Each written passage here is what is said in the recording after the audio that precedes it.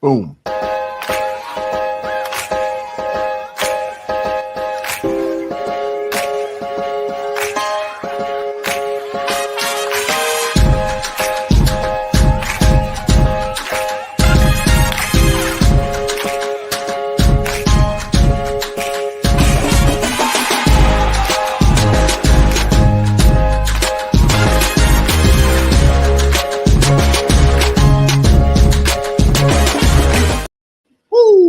Welcome back to the All-Purpose Pod for an all-purpose life, wherever you are and however you're listening today. Call me Mr. You, the podcast. Thanks again for making us a part of your morning, your day, and your week with your weekly mirror check before you change the world, baby. We're in the house this morning with Herb and Raj and the Bo Meister. Football Talk with Bo. How you guys doing this morning?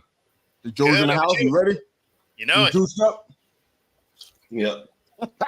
Working on it anyway. Let's go, baby. my first show without coffee in because ever? No coffee. Yeah. You kidding me?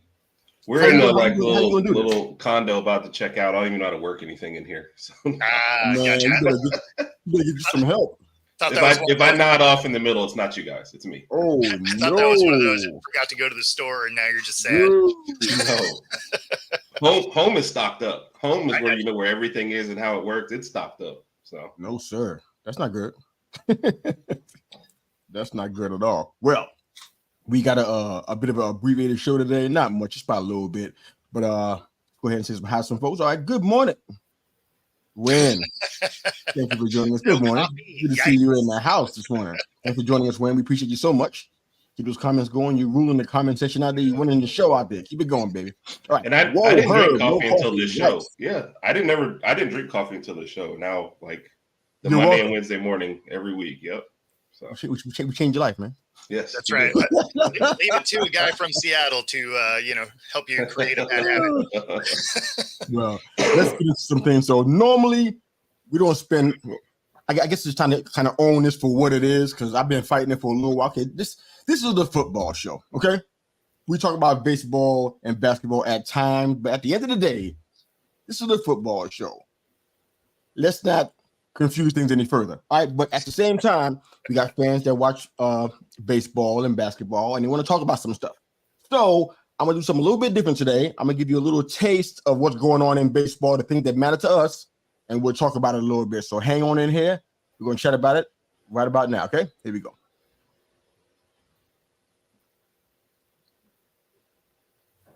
How to get better. Pasquantino. And he sees the first pitch slider. And he takes called strike three. Is this Angel? No, it's Buckner. CV Buckner or something like that? Yeah. Everybody's on this list today. So it's not just Buckner and Hernandez. You know, to be fair, he's calling that very consistently. Yeah. Well, no, but I mean, at least you, as a batter, you know where that strike zone is because he's calling that same location everywhere. So it gets worse, though. I mean, I believe it, but I mean, and that's a ball. 3 out of 4 for the Blue Jays. Oh my goodness! Oh, so his whole box is just low. It's just his box has shifted down. Yeah, Long count 3-2. His box is the same size. It's just yeah. No, honestly, that's what it is. Like it's just the whole thing is just dropped a little bit. Yeah. Oh my! You got a better chance of bouncing one in the dirt for a strike than you do. Oh, that's coming. Hold on for that one. It's coming. For real. That one's coming up. But yeah, I mean, his distance below the boxes, I mean, it is as close to even as you can get. Big time Bucker. I mean, I don't like it, but I mean, at least it's The consistent. getting changed and finger pressure getting changed. And he takes call strike three. He did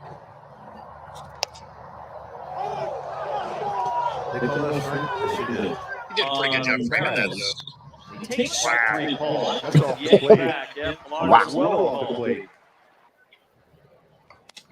Strike 2 on that outside corner in the 9th inning.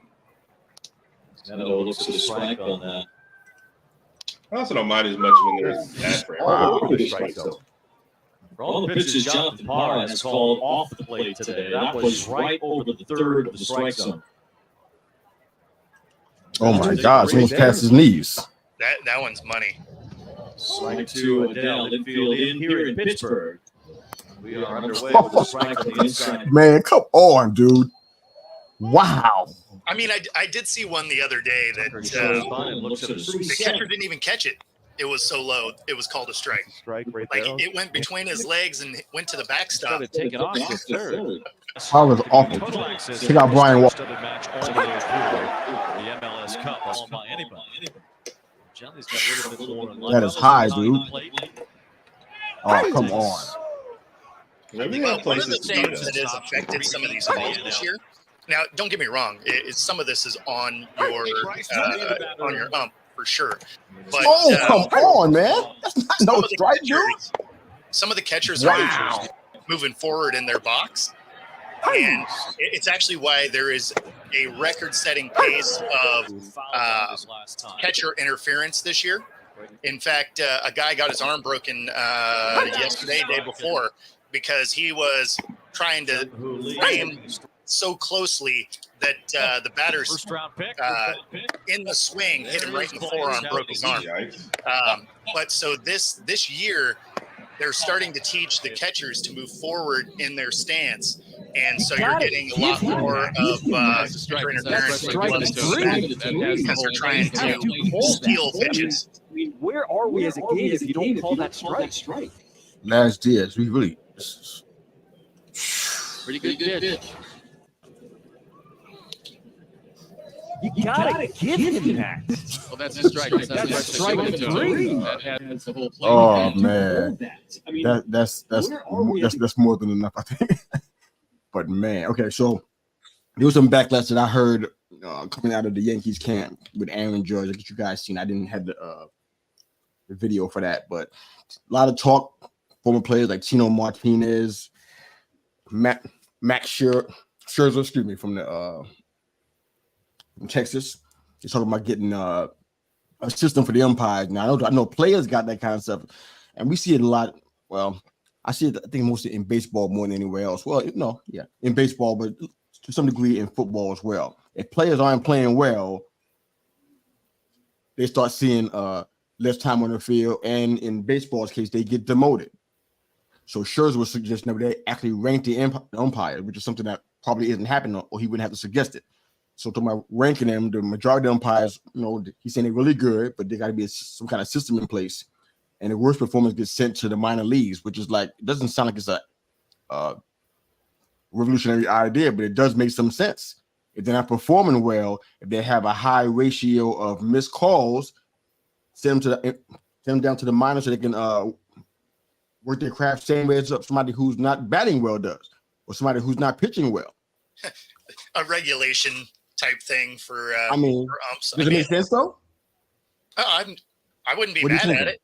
A guy like Angel Hernandez would be doing, Little League at this point. I think he can go down to single A and not have to go all the way down to Little League. But you're right. T-ball. No, I'd send him to the neighborhood. It's not even baseball anymore. It's kick the can. Yeah. Don't send the T-ball. Those parents would probably turn into an angry mob and just put him down. So I wouldn't even put that on him. But he can definitely do some. He can. I think going out to the umpire's going down to the minor leagues. Sounds good to me. I mean, I don't know what you guys are thinking, but we can't. The announcer's not even talking about the game anymore. They're talking about the umpire and get ready for this. Reset your expectations because this is what's going to happen today. This how the game's going to go. That's how they start the game off. When you see these bad calls early in the game, that's where they're starting off at. It's not a good look, man. I don't know where the game is heading. What do you guys think about where the game is heading right now overall? I mean, this is just one little situation in a list of many things, but how are you seeing the game heading so far?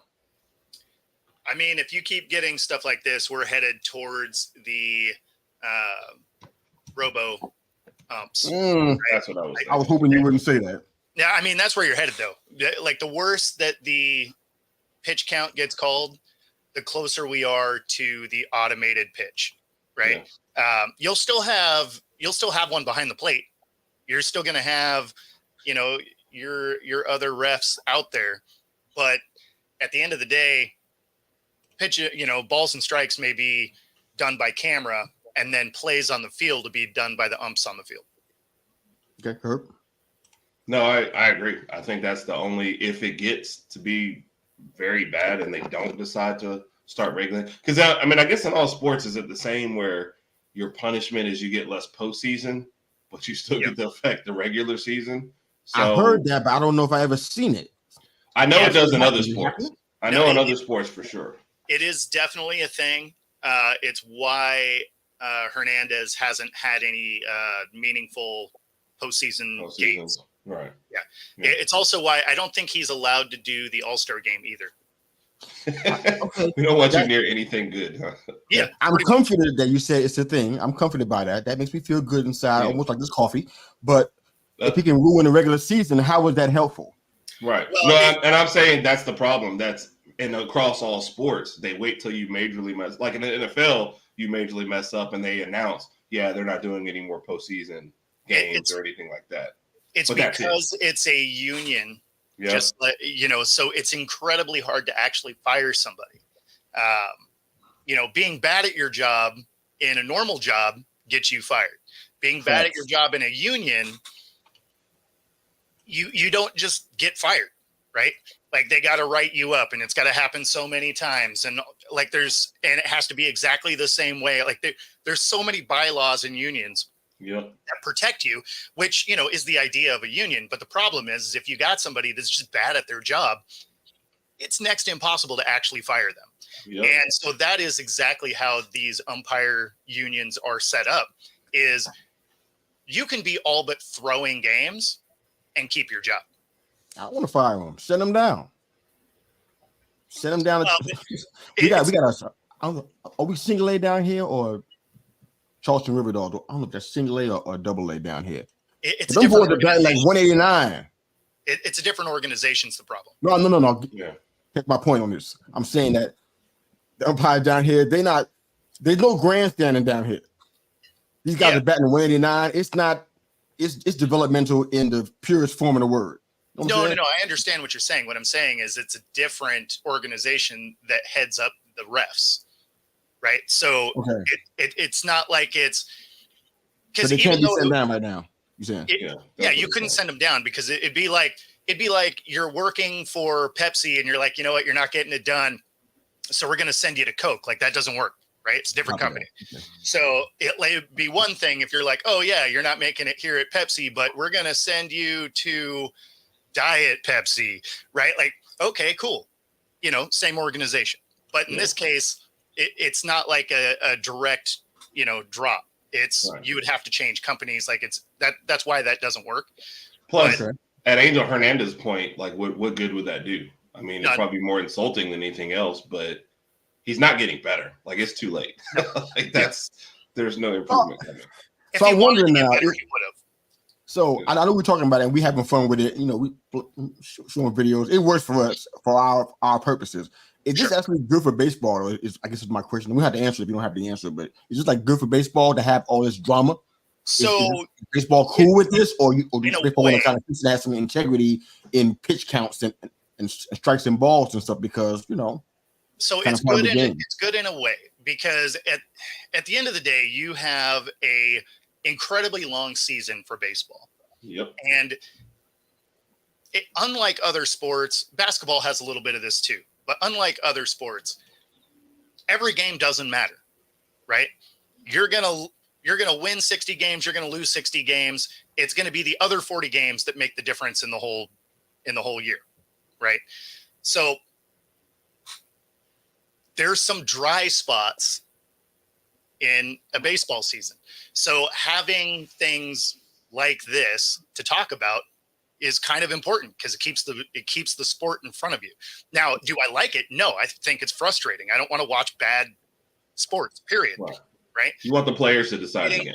Yeah, exactly. Well, and I mean, even with that, I don't want to see bad players either, right? Like, I mean, these guys are professionals. I want to see competent, umps. I want to see competent play, right? So, but yeah, I thought we all wanted that.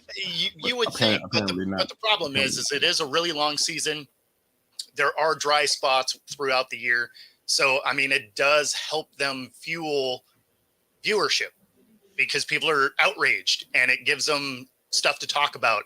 And at the end of the day, these are all marketing machines. So they want your eyes on their product all the time, even if it's not for the right reason. Like it worked on the show, right? So I mean, we're talking about it.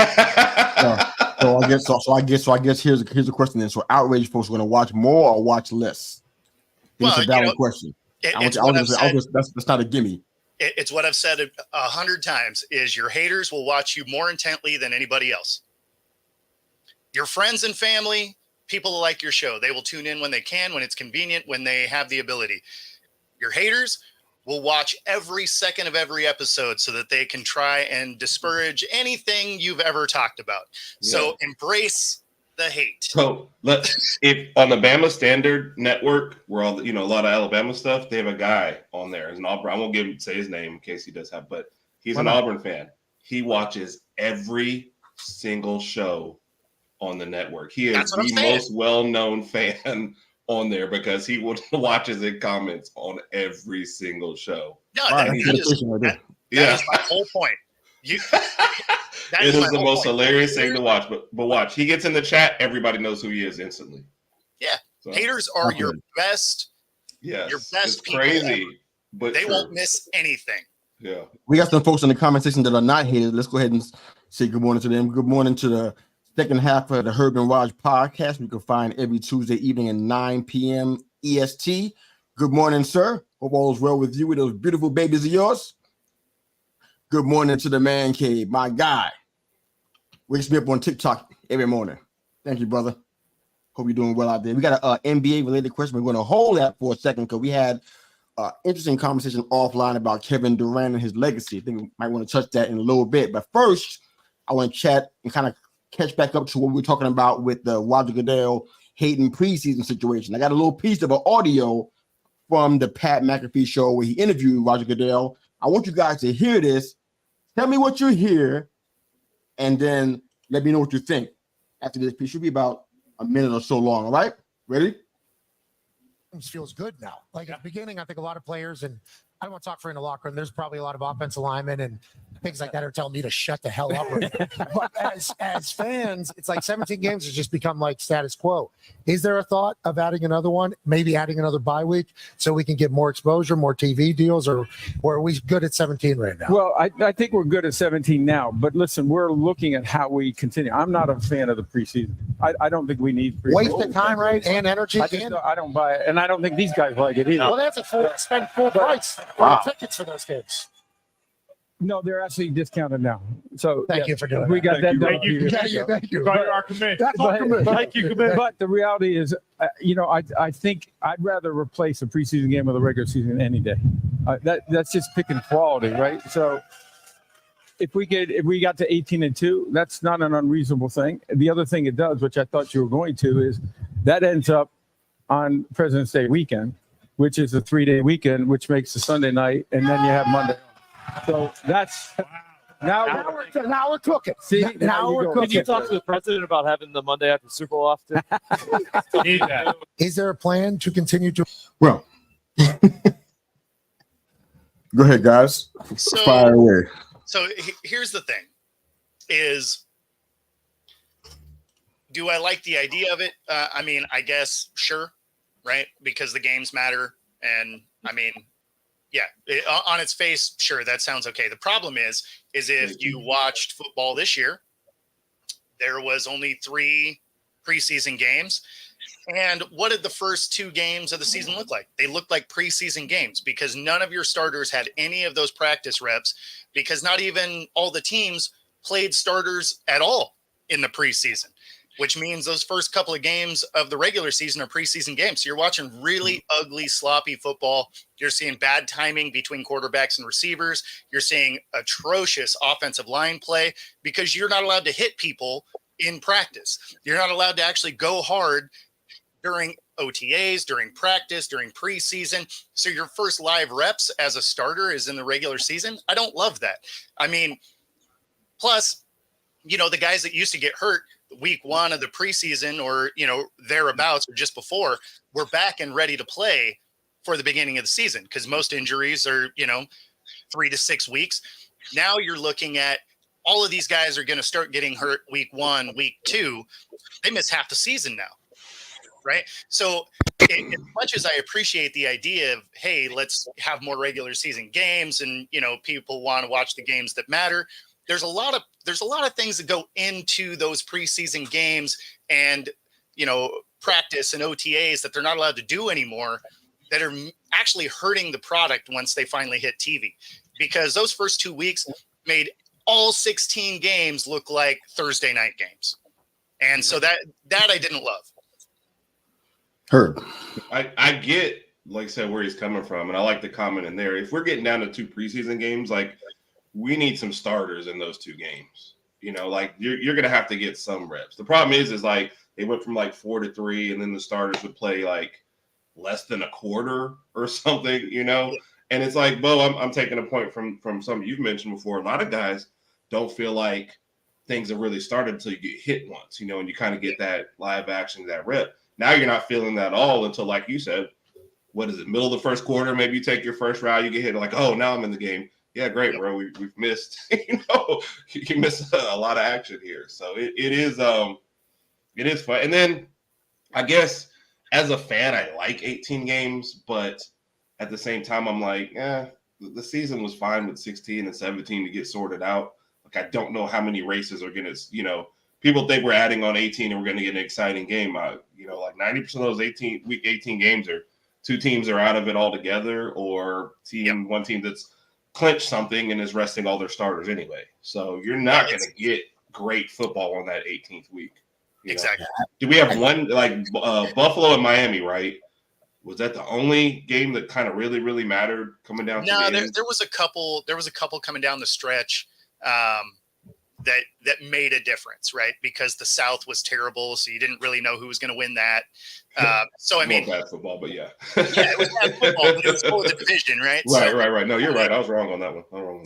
So I mean, the odds of you getting good football there, to your point, is really low. So I don't love it, and mostly because I'm watching the NFL because I want to see a polished product. If I want to see something that isn't polished and there's a couple of guys balling out, but the rest of it is kind of mistake prone, I'm going to watch college football because that's exactly what that product is. Right.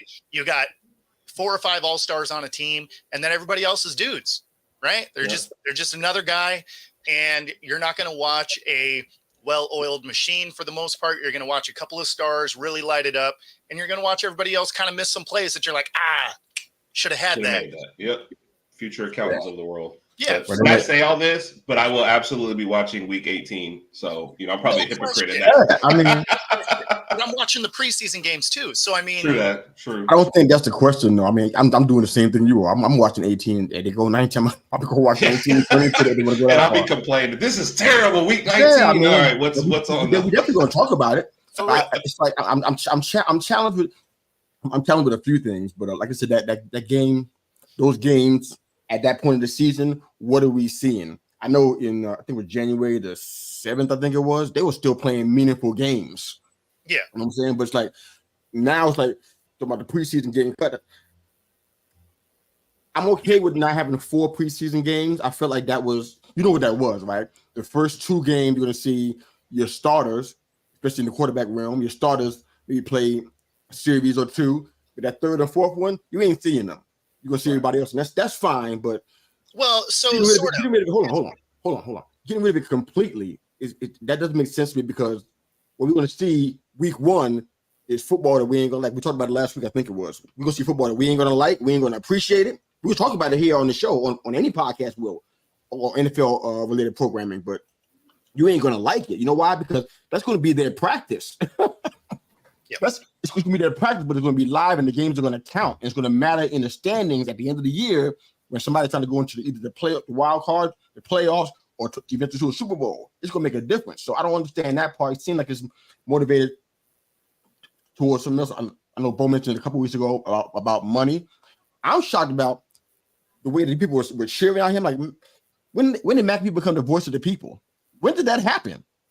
Because I'm like, this is the second or third thing that happened that has something to do with him on his show, and a rallying cry started up because of something that happened on his show. It was an Aaron Rodgers thing. There was two other things that happened besides this. I'm like, he's a former player, and you think that the preseason is not necessary? Really? Well, he was a kicker. Yeah. I know that, and that part of it is slanted. The players hate playing a little bit because he's a kicker. The older players hate playing in it. Yes. But then they are also the ones that seem to ignore that game one was awful. You know what I mean? So exactly. It's biased to say the least for him to say that. It's really like, wow.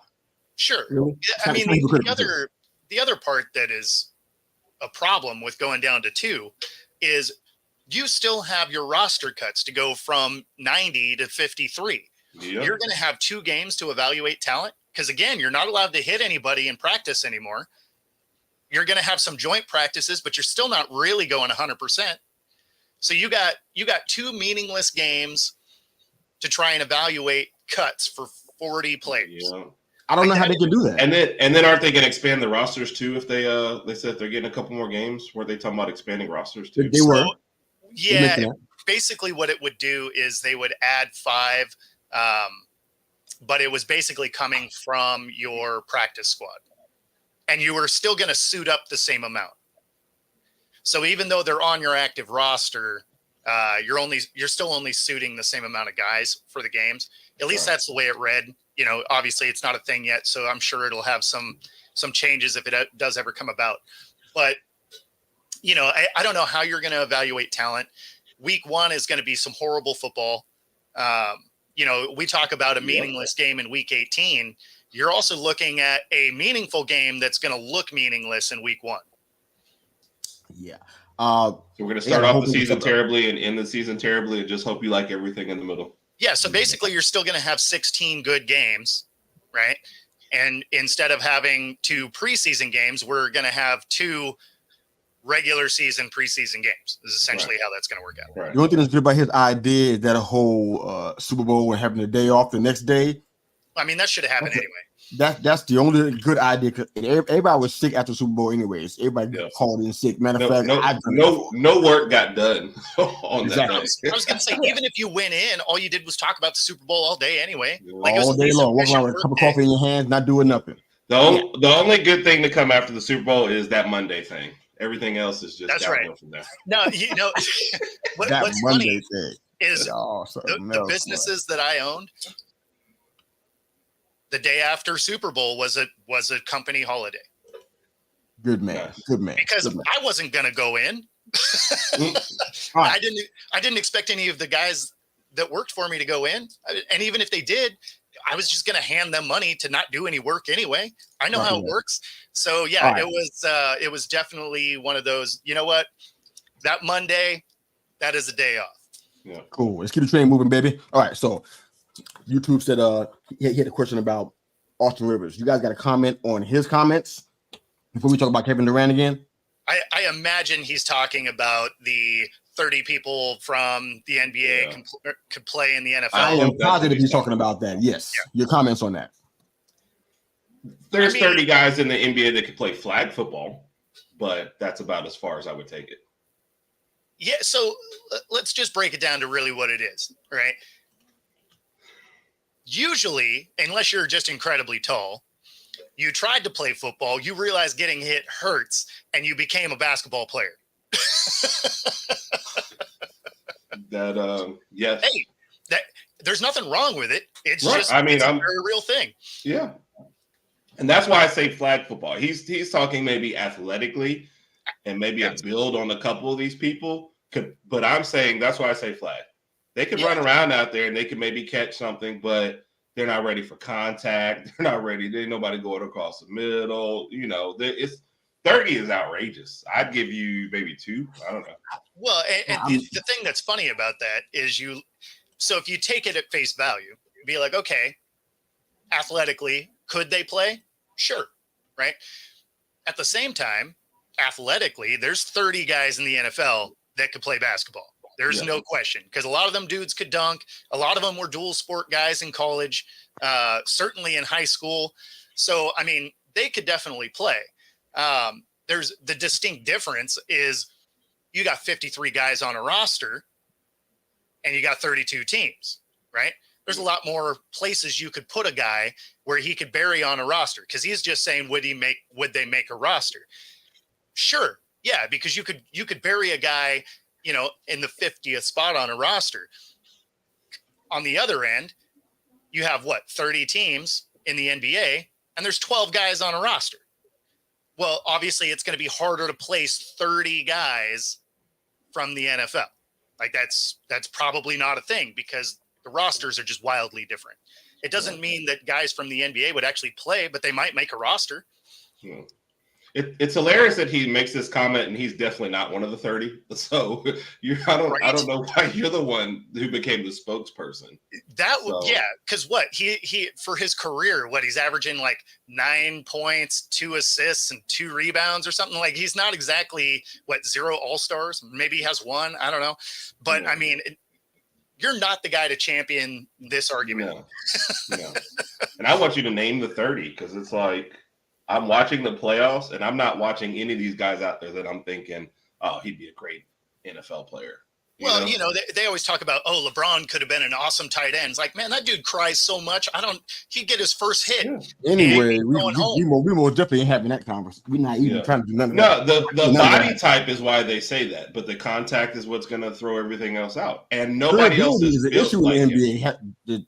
Is Austin Rivers not aware of that? In fact, he's actually a victim of it himself. Durability is an issue. These guys get hit on every play out here. Not the same thing, and they can't handle this on the parquet. Exactly. Can you imagine? What he's hoping is the guys he's mentioning would be like wide receivers, and they just run go routes all day and never get touched. That's what he's hoping. Yeah. Now, to be fair, if we go back to the 90s, the only true era in NBA history to be real, if we go back to that, I can pick some guys out that can play football by body type only, not by skill. Who knows they can even do anything? They can even catch a pass. I don't even know. No, that's an assumption. We don't know that. But from body type wise, I can pick out a whole bunch of guys from that era. Anthony Mason. Mason was the first one that came to mind. Is that funny? On Camp. I think X-Man can do Xavier McDaniel. I can go on and on. I can pick guys out of that era easy. Patrick, go out. This era right here, this era, I don't know about that, sir. I think that this guy just talking. And why are you even saying this anyway? Just like, are you trying to convince the world that the NBA is not soft? You can't, because we got too much tape. We got too much video. Man. Guys flopping and falling down. He hit me. Come on, man. The league is sponsored by Charmin. Like, this is as soft as it gets. Yeah, this is not. Thank you, Patrol, for sending the question out. We appreciate that, brother. I hope he answered it, because I didn't agree with it. I had to go look him up, and I was like, yeah, this is stupid. And the dude cooked him for even saying it. He said, if you stepped on the football field, you wouldn't make it. We know that right now because you barely made it to the NBA. So, he was on the McAfee show again. The voice of the guy championing this cause, like at all. Was. So. Yeah, it was on the McAfee. The voice of the people again speaks. Now, if we talk about a guy that's currently playing that probably could have, Westbrook, just by sheer anger alone, could probably have played, right? Like, he plays so hard that he probably could have found his way on a roster. Free safety, right? Oh, he would definitely love hitting people. He would have been that guy. Right? Either that or a running back, right? Like, if he could have been one of those smaller running backs to just like just get out and punish somebody. Wow, you know what kind of call he would get? Man. Tripping. Yeah. Right. Tripping, he'd hit somebody in the nuts. Like any way to cheat it past, there's Bill Laimbeer. So, it's tripping. What do you mean a flag again? Yeah. Okay. What did I do? That blood on my knee is incidental. He would just be this. He would just be the next era of Sue. Yeah. So real quick, I want to jump in this real quick before we get into our final topic of the day. So we're talking offline about Kevin Durant and his legacy. We heard some stuff from different social media outlets. I think it's funny because when I look at his history, the whole composite, the whole history, I don't see what some people are talking about. So we talk about his legacy, and I asked a question to the guys. I said, "Is Kevin Durant top 25 all time?" Now, if I put that on Twitter, I kind of know what the answer is. I'm gonna get back. If you guys try, you probably get the same answers. But I'm asking you guys right now, and everybody listening to our show, all our guys in the comment section and ladies in the comment section, is Kevin Durant top 25 of all time? What are you guys thinking? And you can recap what we were talking about offline too, if you like to. Real quick though, please. So it's interesting that this one came up because as soon as they got swept, I was talking to people and saying, does this not affect Kevin Durant's legacy? You know, you can't get swept on teams that you're picking to go to, you know, so that, and now you're looking at an MVP, two titles and 2 finals MVPs after you joined an already put together team. So yeah, I don't know. I would say no, but it's a list I'd have to look at. Talent wise, is he like a top 25? Oh, absolutely. For his skill set and what he can do at his frame, yeah. But what he's accomplished, especially after leaving the Golden State Warriors, and the fact that the Warriors won another title after he left does not help him at all. Exactly. You picked your next 2 teams and they've both lost. So I'm gonna say no, but I'd actually have to look at the people on that list. I do have to give him credit for what he did in the past, but his legacy is going downhill quickly. Yeah, I mean, if you're evaluating just talent alone, sure, he's a top 25 player, right? He's probably around the 25 mark, but he's a top 25 player. The soundbite that I heard was, does all the coaching changes hurt his legacy, right? Because there's just not continuity on the teams. And that's where I thought it was a hilarious argument, because you're looking at it as, okay, well, you created these bad situations, right, and then due to disappointing play, you essentially murdered the careers of the coaches that were there, right? That's not like you're creating this continuity issue. So I don't feel like that's hurting your legacy. The fact that you're creating the situations is what hurt your legacy. I mean, basically, you were trying to do what LeBron did and create these super teams. You just weren't good at it, right? Like you created these teams, you manufactured them, and then nothing performed. That's not on anybody other than you, the one that jumped the ship, forced your way out of contracts, created a situation that didn't work. All that shows is you're not a good, leader, and you're not great at cultivating talent. And you certainly aren't someone that is elevating the people around you.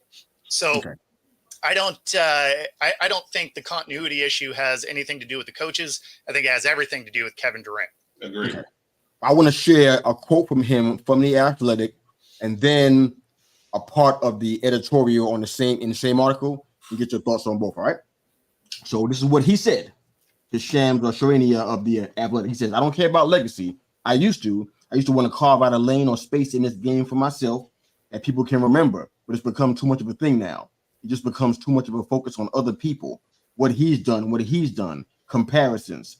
Before, when we wasn't doing all this debating, I cared about it. I'm about to be in the same breath as these top guys. It was big. Nowadays, I truly, truly don't care. I truly just want to go out there and produce, be the best that I could be, go home, hang with my family, and that's it." That's what he's saying. Now, this Jim, I probably botched his last name, Sharania. I think it's Sharania. I think it is. He was saying that Durant's probably a top 15 player of all time as a lock right now.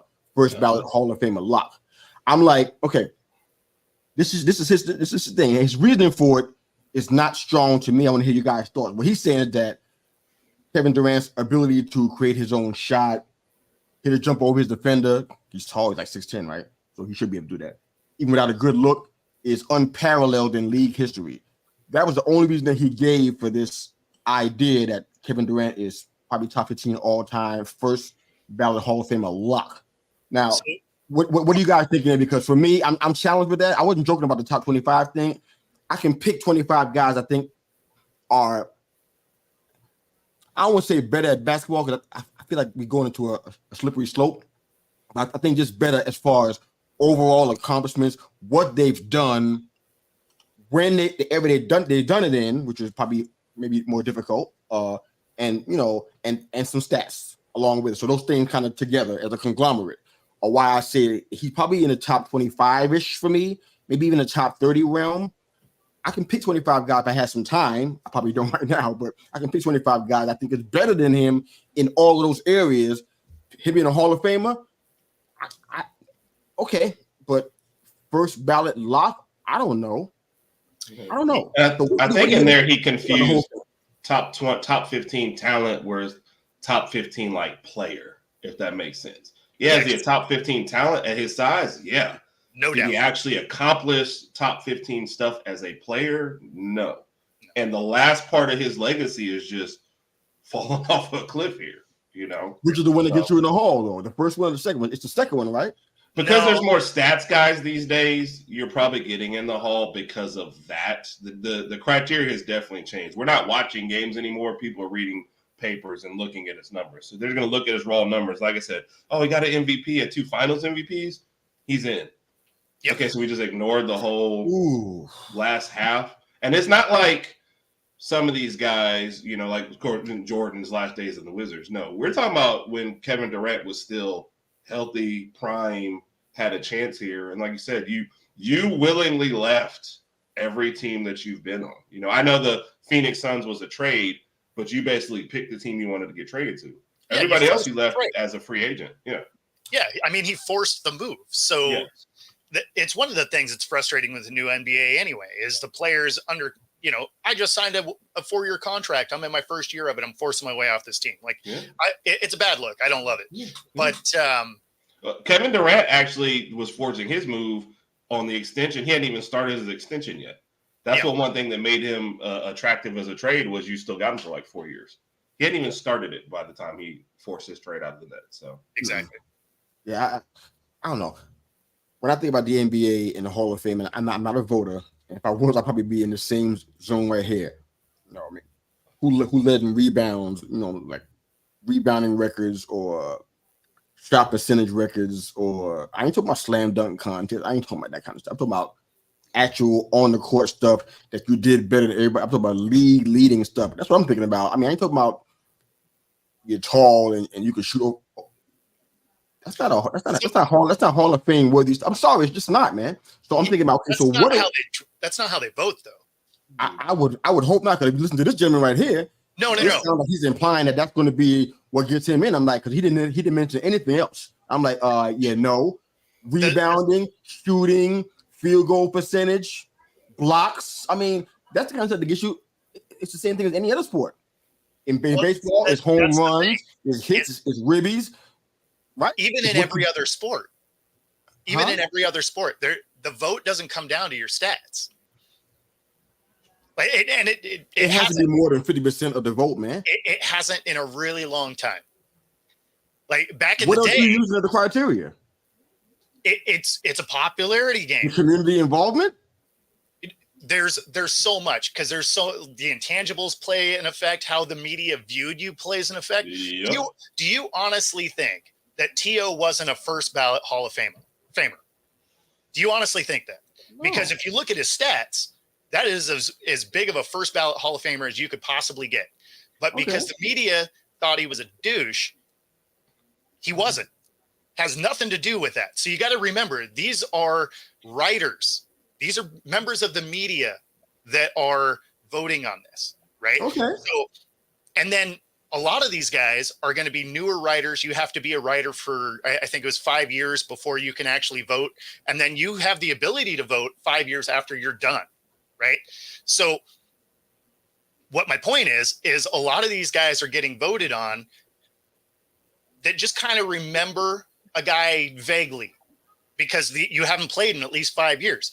So they're going to go back and watch highlight film. They're going to be like, oh, he was dominant in this area and he won this and he was nice to the media and all of that. And that person is going to get in ahead of somebody that dominates the stats, but the media didn't like it. Yeah. Well, perhaps we should talk about somebody else then, other than Durant, then, because like I think her point earlier about the burner accounts and all the stuff that goes on in the back and forth with the media. That stuff is still there, so it should work. Same like your T.O. example, it should work the same way for him too, then, right? But see, the problem is it wasn't him attacking quite the same way, right? Like, so it was more on against people than the media at times. Yeah, the media talked about it, but he wasn't going at the media hard, whereas T.O. would. Yeah. Right. So I mean, it's not apples to apples there. I get that you don't think he should be one, but he will likely be a first ballot Hall of Famer. even if we don't think he should be, because it's a popularity contest, has nothing to do with your actual achievements. They play a role, but they're not what gets you in. Yeah. Because I mean, prime example of that, real quick, is who just got left out of the Baseball Hall of Fame. I don't know why I'm mind blanking his name. We talked about him the other day. Talked about him about a month ago. Remember his name now? Yeah, I don't know why I'm mind blanking in the moment, but I mean, Sheffield. Yeah, there we go, Sheffield. Right? If you look at his stat line, there's no question he should be in the Hall, but he was a jerk, right? And he was specifically a jerk to the media. His wife was nice though. But that doesn't get you in. So, but the point behind that is, if you were going off of stats, that dude is a Hall of Famer all day. Omar Vizquel, 11-time, Gold Glove winner. Stats perfect to get in. I don't think Durant's media outlook looks as good. You might think. If you attack one, in a lot of cases, if you attack one, you're attacking them all. Because they're all like, you know what? If I say something remotely close to what Stephen A. said, you're gonna attack me too. They all say that kind of stuff personal, man. So I don't think he gets the pass because he was talking to one or two people he had. It's funny, for whatever reason, Durant gets a lot of passes. Yeah. I think we're just intrigued by the combination of talent, and we kind of ignore a lot. And I do feel like more of his blowups were at not media. I feel like more of his blowups were at people, like us posting about him and stuff. So outside of like Skip, and everybody wants everybody to yell at Skip anyway. So that probably actually helped his case. Oh God. Okay. Well, we're gonna try to squeeze us into the last 10 minutes that we got. I don't know how we're gonna do it. We're gonna try. NIL, opting out of bowl games, and then the Urban Meyer comments that he made. I don't have any sound for that, but you guys pretty aware what's been going on with that one. What they're trying to say is that what they want to try to do is the executive director of the bowl season, which is actually an entity, which I didn't realize. They want to try to get players to receive contracts in exchange for NIL payments. So basically, this is the exact quote. This is by Nick Carparelli. He says, if you sign a contract and receive compensation, you're obligated to perform certain duties. In this case, play 12 regular season games and a bowl game, or a bowl game in the playoff. You don't get to opt out. And he was saying that what's been happening on average is that 8 players per team have been opting out on average, which is kind of a lot per team. And we got one example in the game we all saw it with the Orange Bowl. 24 Florida State players just declined to play, which I thought I heard about, but I wasn't sure about that. I thought it was like injury-related or guys getting ready to go into the NFL. But 24 guys was like 24 guys from Florida State declined to play, and the result that we got was 63-3. Well, so that by Georgia. So that was a unique situation. Okay, but it doesn't seem to be that. It seems like it's enough for them to have some comments about it. It's some other stuff too. But go ahead. What are you saying? Well, the only reason I'm saying that was a unique situation is there was a lot of the players that were essentially boycotting that because they felt like they should have been in the college football playoff. So that was a little bit different than what usually happens, where it's guys that don't want to potentially get hurt before they go to the NFL. That being said, I'm glad that the NIL is like, no, we want to see you on the field. We're paying you money. You're playing the games. And as a football fan, I don't want to see a bowl game where nobody's playing in it. Now, I think some of that would have naturally changed on its own anyway, because you now have a 12-game playoff.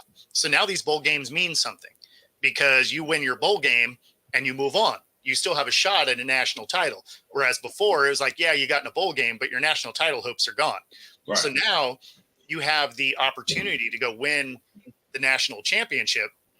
So all of a sudden you're going to have a lot more buy-in on a bowl game than you did before as a 6-6 team that really shouldn't have been in a playoff at all, but you got a bowl game berth because you had a 500 season. Now you have something to play for. So I think you would have a lot more buy-in anyway. But yeah, I mean, if you're signing an NIL contract, I want to see you on the field. Like that's just is what it is. Good. Herb? Yeah. No, I agree. I think the push for that is better. It's funny. It's like you pay somebody NIL money. They don't play that great. you miss one of the playoffs and you're in a minor bowl. Now you sit out because you're like, I don't want to get hurt. I'm like, so what did I give you the money for in the first place if you're just going to sit out the game? And I know for a lot of players, I think it doesn't matter, but for the schools, it absolutely matters. That last impression that you can make, putting your guys on the field. So I don't know. I'm fully in favor of it. If you take the NIL money, you should play the whole year. So Urban Meyer. Yeah, I'm sorry.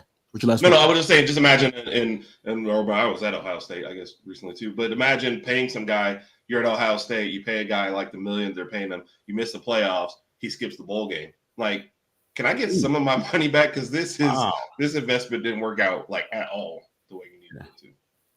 Former Ohio State coach Urban Meyer was on the Lou Holtz podcast, and he was talking about how the programs and universities are using NIL now, and he called it cheating. He was saying that high school recruits and transfers, that have yet to prove themselves are getting money. And here's a quote from him as well, direct quote, by the way. It says, America is built on name and likeness. If Lou Holtz, Urban Meyer, Marvin Harrison Jr., or CJ Stroud want to go use their name and help sell cars to help a business, that's great. But to have a 17-year-old demand money for a visit or pay these players a lot of money to go visit a charity for 20 minutes and they write a check for $50,000, that's cheating. That's not what this is all about. I'm very disappointed in where it went. So this is not an uncommon feeling. It kind of feels like the NIL money. I don't know what the original intent was. I thought, and could be my ignorance, I thought it was because the NCAA were just using these players' likenesses so long, and the players never got anything out of it, and their names and faces were being plastered everywhere, and they never saw a dime from it. I thought that's what it was about originally. If I'm wrong, feel free to correct me. But that's what I thought it was. Now I'm sitting here looking like, wait a minute. You go to a charity and get $50,000 for going to a charity? The whole word charity is what does charity actually mean? So I don't know what Maya's talking about. I haven't heard that, but it seems like the original intent for the money, the way I understood it, doesn't seem to be what's happening right now. So a lot of charities pay for the people that show up, right?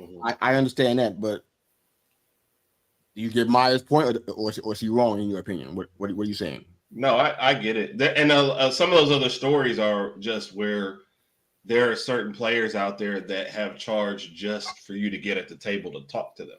So it's not even anymore about, hey, this is how much money you're going to pay me to. And I mean, it doesn't happen anywhere else. Like there's NFL free agents don't say, hey, you got to pay $1 million just so we can talk about a contract. Like you offer and you see what happens.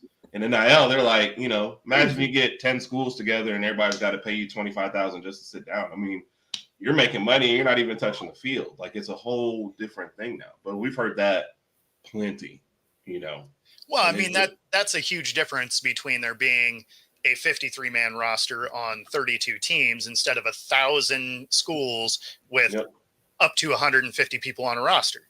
Like it's there's room for everyone. Whereas, so the supply and demand is wildly different in the NFL versus college. Yep. So I don't agree with it, but I can see how it got there. Yeah. Well, it's because they didn't have any regulation. They just said, all right, go ahead and pay them. And then they look back and go, oh, oops, maybe we should have put something in place. And no, it's too late. You can't go backwards. So is there validity to Caparelli's argument or his solution? Do you guys feel like that's the answer? Get them to sign a contract, receive compensation, but they have to be locked into those duties. Is that that work for you? Yeah, I mean, ultimately, it's going to have to kind of go that way, right? Yeah. I mean, they're going to have to figure out some sort of regulation to make this make sense. Obviously, after watching Urban Meyer, especially during that Jaguar season, it's hard to take him seriously a little bit. But yeah, I mean, he does have a point here that they're going to have to figure out exactly. I ain't taking no shots at that man today, and if anybody can or anybody should, but it's not me, not today. No. But yeah, they're going to have to fine tune how it works. There's no doubt. Agree. Yeah, I like that. All right, that was fun. Hate that to shut it down, but we must. All right, man. So while we're here, man, tell everybody. No, that's the wife, but she's not going to come over. She's just waving. Bye. Come on, Brittany, just say hi. We heard so much about you. No? Okay, all right. No. Bye. I just heard the door close. It's okay. Everybody know where they can find you guys, man, please. Go ahead, Herb. Herb Raj podcast on YouTube, where you can find all our videos and stuff, and then on Twitter at Raj_Herb, or Twitter or X, or whatever you're calling it these days. Yep, and then all the social medias at Football Talk with Bo, here on YouTube at Football-Talk, and of course on Roku 5 days a week. All right. Well, of course, you know we're here every Monday morning at 9 a.m. EST. Of course, I'm gonna go ahead and promote your own shows for you. That's gonna be your job, man. Wednesday wrap up. Every That's Wednesday right. morning, you can find the four of us, and the other guys here. You just can't see him; he's invisible. Every Wednesday morning at 9 a.m. EST. And of course, we'll be rocking and rolling. Got a whole bunch of stuff going on. The Thursday night triple threats coming on May 23rd. It's all wrestling, baby. If you like wrestling, chair shots, off the top ropes, steel cages, you're talking wrestling, baby. May 23rd, 9 p.m. EST. Please join us. And with that, man, we are heading out, man. Great having you guys this morning, guys. Appreciate you guys. Yeah, baby.